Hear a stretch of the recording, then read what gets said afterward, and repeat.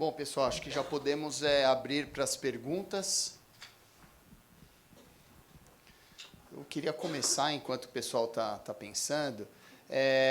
Durante muito tempo, pelo menos quando eu era estudante na faculdade de farmácia, falava-se muito sobre a queda hormonal, tanto em mulheres quanto em homens, enfim, a menopausa e a talvez andropausa, como um mecanismo fisiológico não relacionado à senescência, mas relacionado a não ter um excesso de hormônios, porque se fosse continuar produzindo, poderia causar malefícios ao final da vida. Então, a minha pergunta que não é a minha área, eu gostaria de saber, a queda na produção de hormônios, na opinião de vocês, é por causa da falência na produção ou existe algum mecanismo mais inteligente de evolução que leva para isso?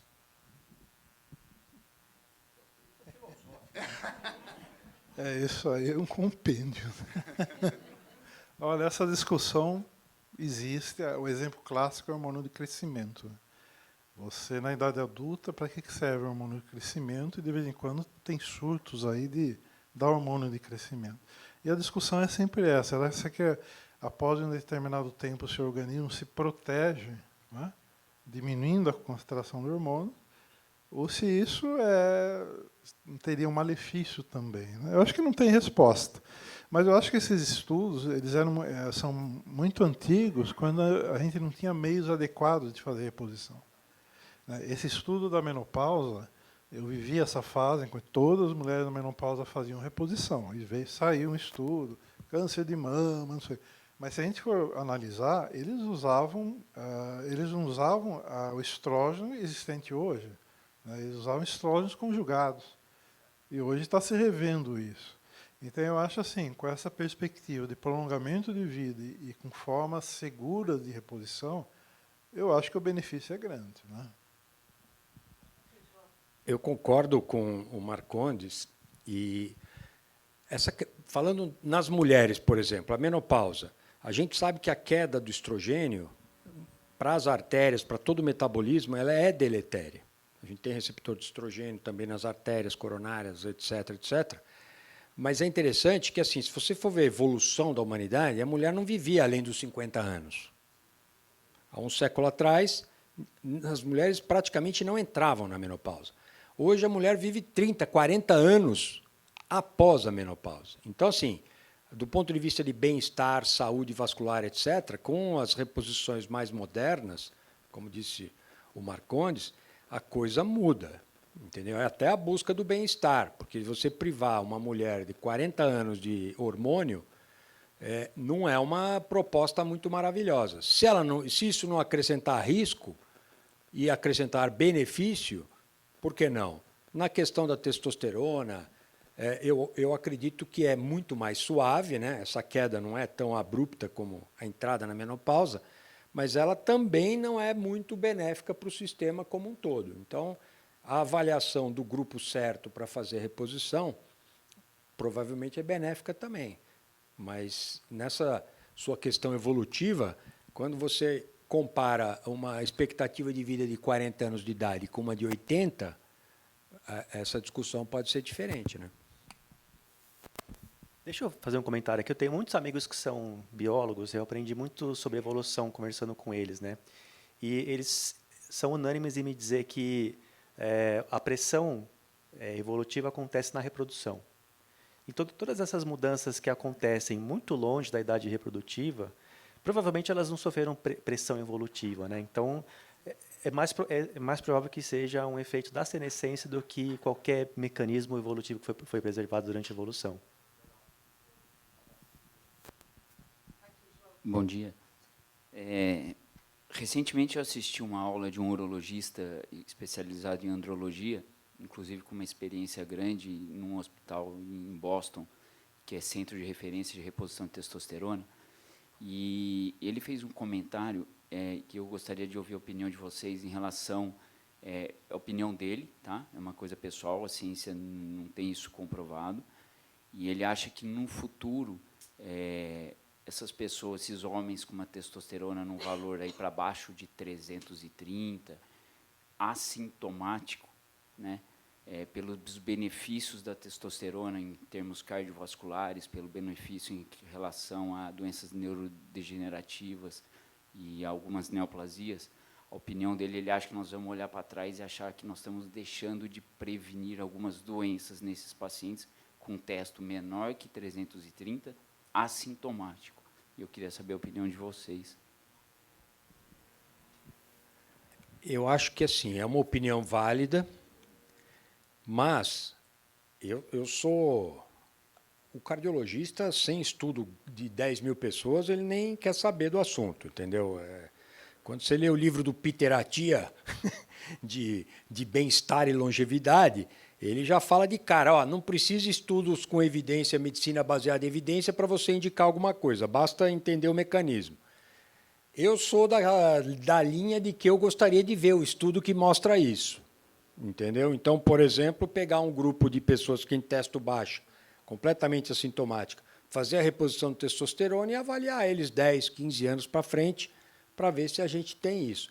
Porque essa questão de hormônio, ela é muito complexa, porque a testosterona ela não é inócua.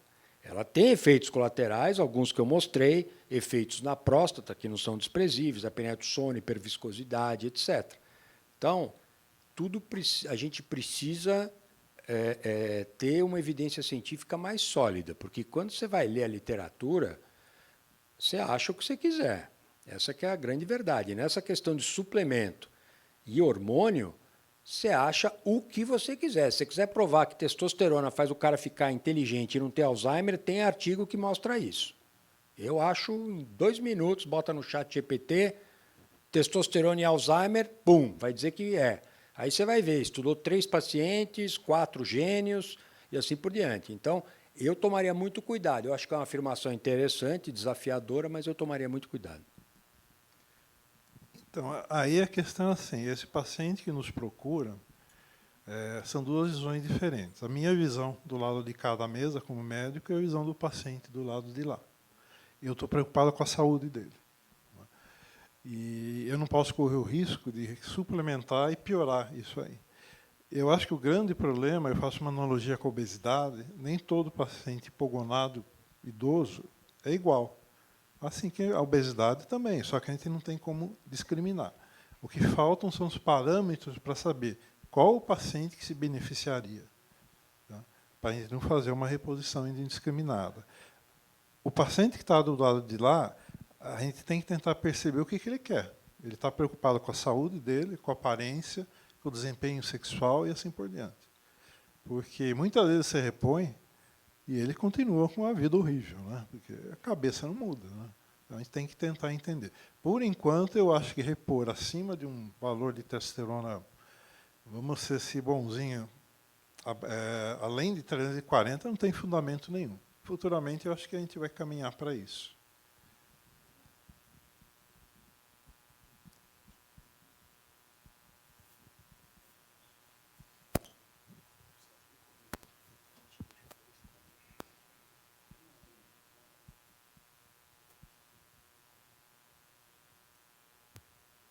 Olá, bom dia. Meu nome é Ana Beatriz. Eu gostaria de saber, quando a gente olha para um paciente obeso, com sintoma de hipogonadismo e com uma testo 240, né, uma testo baixa, qual é o momento de considerar a reposição de testosterona, né? Visto que não é a orientação oficial, não é iniciar a reposição, é a perda de peso, mas a gente sabe que para haver melhora da testa, essa perda de peso tem que estar aí acima de 15%. Então, começa tratando a obesidade por si só, ou valeria a pena, nesse início, já associar a reposição de testosterona? Olha, não tem nenhuma evidência que você repor testo vai auxiliar na perda de peso. Você vai mudar um pouquinho a composição corporal, não é?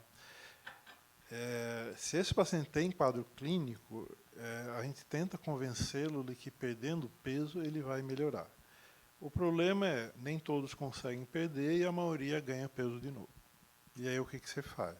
Eu acho que aí, se ele tem queixas e tem testosterona baixa, você está autorizado iniciar a reposição e monitorizar ao longo do tempo, né? Perfeito, obrigada. Se ele for rico, você dá Monjaro. E resolve o problema. Se ele for pobre, você manda ele fazer exercício e dá testosterona. Entendeu?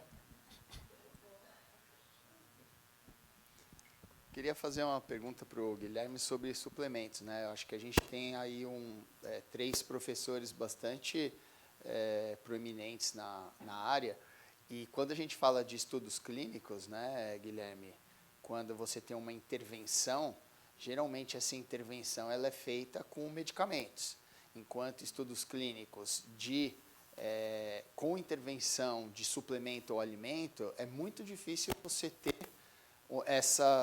o estudo com acompanhamento muito grande.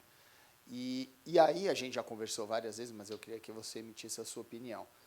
Você vê uma saída para o mercado de suplementos, começar a investir em estudos clínicos para realmente termos evidências de que suplementos são ergogênicos ou têm o seu benefício, ou, na sua opinião, você acha que isso não vai acontecer?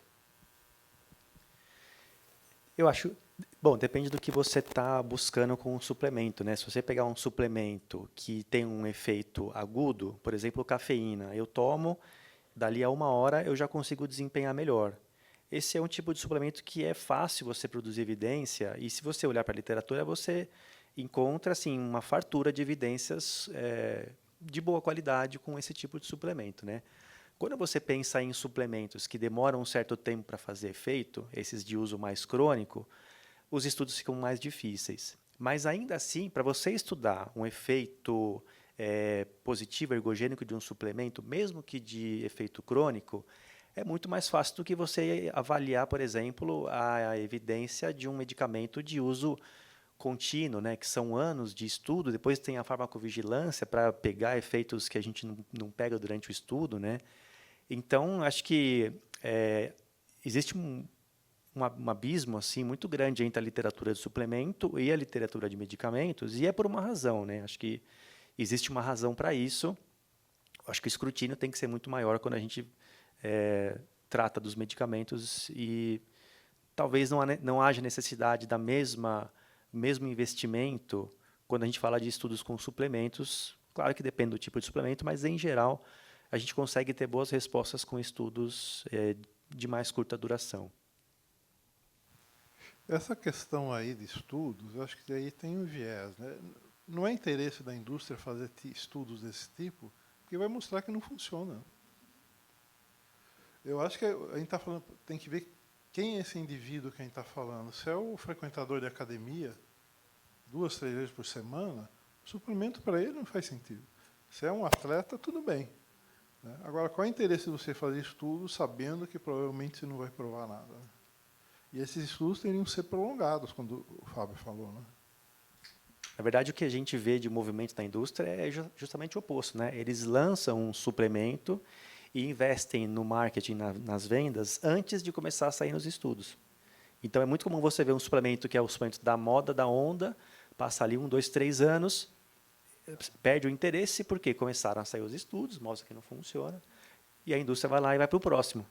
Cria-se um novo produto e assim vai. Justamente isso que eu ia comentar. Há uma dificuldade aí. Eu fiz parte de uma comissão da Anvisa por 8 anos, que era para discutir eficácia e segurança de tudo que chegava lá. Só que a terceira parte disso tudo era aprovar a alegação que se fazia. Quando entra a aprovação da alegação, aí entra a linguística, entra tudo. Então, há formas de escapar utilizando a linguagem para uma população que é iletrada cientificamente. É uma questão aí que a gente tem que resolver, junto com os ensaios. Tem que ser bem feitos, planejados, etc, etc.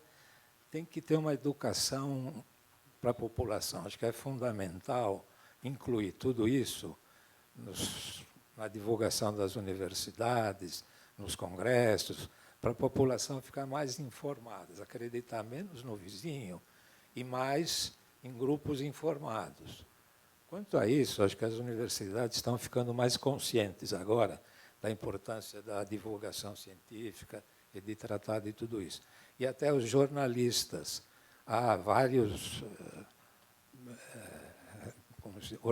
várias organizações que estão aí, de certa forma, não vou dizer educando os cientistas, mas gerando informação adequada para um jornalista, para ele não dar uma notícia só porque ouviu, ou porque leu na Nature e não entendeu direito, porque ele não tem informação. Então, é uma formação que vai além da universidade, atinge a população. Eu acho que esse é um elemento central em toda a questão de saúde pública. E a gente tem tratado isso apenas no início. Há muito mais o que fazer, ainda mais agora que a gente tem um chat 5, 4, etc., que está selecionando o que é ruim. É muito útil, mas nessas bolhas que o chat seleciona, e essas plataformas, há uma intenção econômica que se rivaliza com a divulgação científica. Não são questões, acho que estão todas permeando essa nossa discussão científica, que eu coloco como muito relevantes daqui para frente, no futuro, a partir de toda essa discussão que foi feita aqui, da base científica da questão. Olha que interessante. Cardiologista é um cara tinhoso, né? Ele não acredita em nada se não tiver um estudo muito importante. Se você pegar aí os últimos 20 anos, estudos de ômega 3, estudos de vitamina D, estudo de aspirina, estudo de beta-caroteno, todos foram negativos. A hora que você falou assim, vamos fazer um estudo mesmo, tá bom, 20 mil tomam beta-caroteno, 20 mil não tomam, 20 mil tomam ômega 3, etc. Nenhum mostrou absolutamente nada. Então, a hora que você submete a um rigor desse tipo de coisa, a gente tem que tomar cuidado. Agora, com a suplementação, a maioria, vamos dizer assim, não causa um malefício, eu não acho que a indústria está muito interessada em submeter a uma prova desse tipo, entendeu? Mesmo porque quem vai financiar esse tipo de estudo? Nunca vai ser a indústria. Nunca. A maioria vai ser assim. O Fábio lá no ICB fazendo um estudo fundamentado pela FAPESP, o NIH e etc. Entendeu? Aí sim você vai, faz um estudo e põe à prova a maioria desses suplementos, porque a indústria não vai ter esse interesse magnânimo de botar a coisa numa prova, vamos dizer assim, de alta periculosidade, e chegar lá, além de gastar o dinheiro, milhões no estudo, chega lá e mostra que não era bom. Esses que eu citei aqui foram os últimos 20 anos e eram remédios que os cardiologistas indicavam. Vamos tomar ômega 3 que você para de ter infarto. O estudo não mostrou nada. A maioria, depois, meta-análise, falou que não era nada. Beta-caroteno, aspirina, aspirina trialist, não sei o quê, dá aspirina para todo mundo. Porra, deu mais AVC do que quem não tomou. Então, assim, a hora que você aperta no rigor científico do estudo, a coisa derrapa.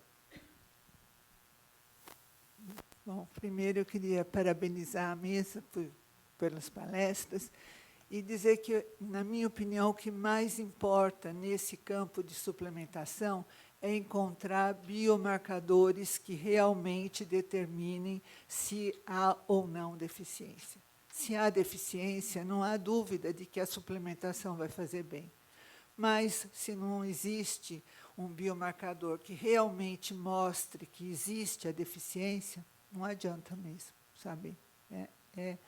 É avaliar se a dieta, de repente, está faltando alguma coisa e tentar, por meio, talvez, inicialmente da dieta e, posteriormente, para algum suplemento que seja em nível assim de fisiológico para poder melhorar uma situação.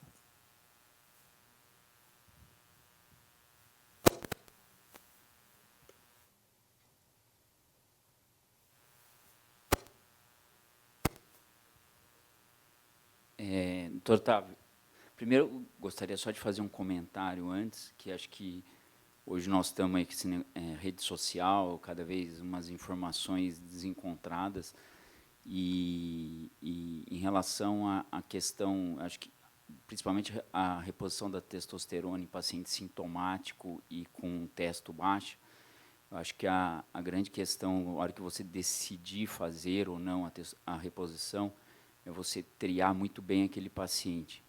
Porque, às vezes, o paciente está com a testo muito baixa, é sintomático, atividade física, a capacidade dele está muito reduzida, e a hora que você oferece para ele um pouco mais de anabolismo, ele vai começar a fazer coisas que ele não fazia. Então, se você não tem uma avaliação cardiológica bem feita desse paciente, inclusive, às vezes, com uma angiotomografia para avaliar a coronária, esse paciente vai se expor a uma frequência cardíaca por atividade física, e aí sim eu acho que sobe muito o risco dele ter um evento que não pela testosterona, mas era um paciente que você indicou uma medicação e ele já era um paciente doente. Mesma questão em relação ao cuidado no rastreamento da próstata, antes de indicar algum tratamento para pacientes com testo baixa e sintomático, né? Não estou falando essa reposição indiscriminada que é feita hoje em dia. E eu gostaria de fazer uma pergunta para o senhor, que é o seguinte: paciente, testosterona baixa, sintomático, com histórico de ou risco cardiológico moderado, alto. Eu não sei se aquele estudo que o senhor mostrou é o Transverse de 2023, se o senhor vê contraindicação, porque eu acho que o estudo não mostrou contraindicação, paciente com histórico de infarto, já com stent, estou falando com testo baixa e sintomas, se o senhor vê algum problema em relação a isso. Então, respondendo o objetivo e depois a gente ampliando a resposta.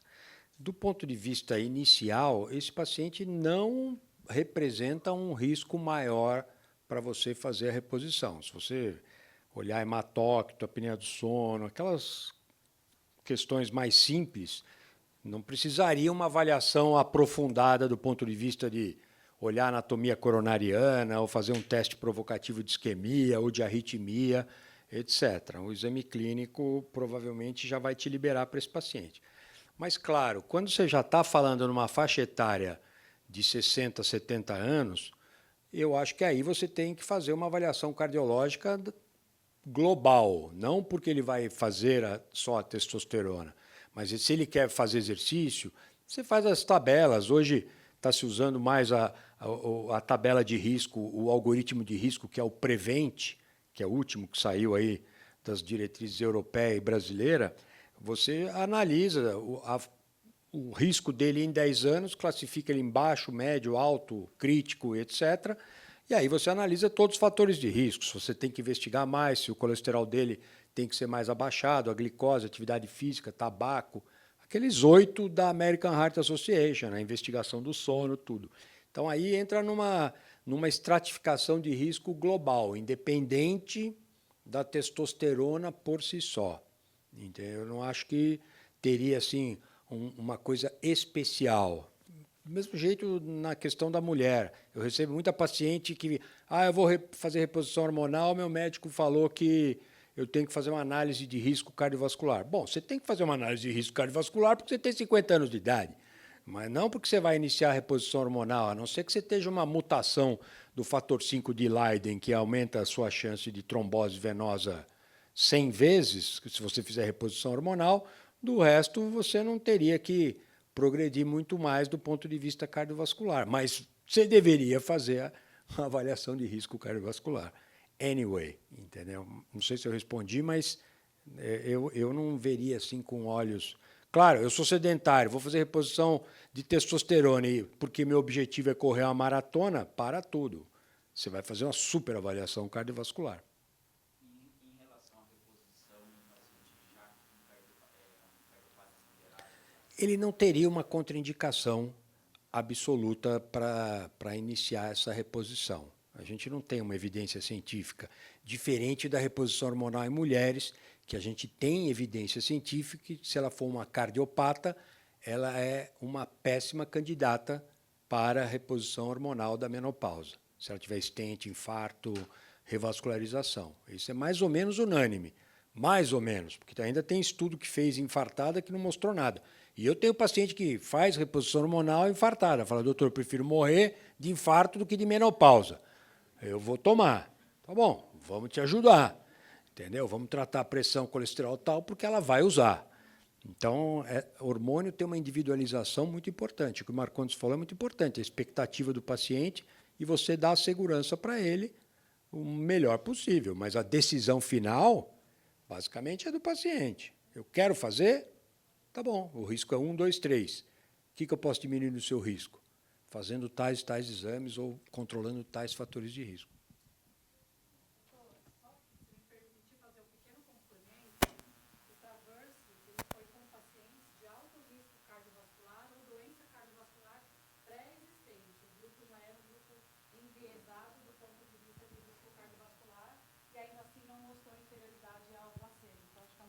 Isso, por isso que ele foi de não inferioridade. Porque o medo era o efeito deletério e não o benéfico.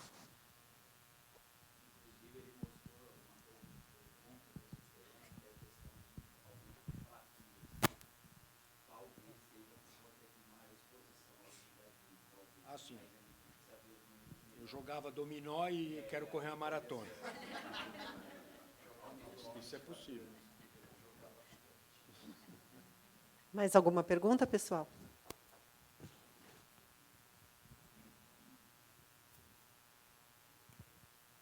Olá, bom dia. Sou a Rafaela. Eu queria perguntar com relação ao suplemento, se tem algum com relação que tenha com evidência da saúde do homem, por exemplo, aumento de testosterona, algo do tipo específico que tenha alguma evidência. Não, né? Aí é os suplementos que eles que dão, testosterona. Mas suplemento alimentar que aumente testosterona, não. Você tem aqueles fitoterápicos, né? Tríbulos terrestre, mais maca peruana, mas assim, não tem efeito. O que a evidência mostra é que não faz nem cócega na testosterona. Tá bom, obrigada.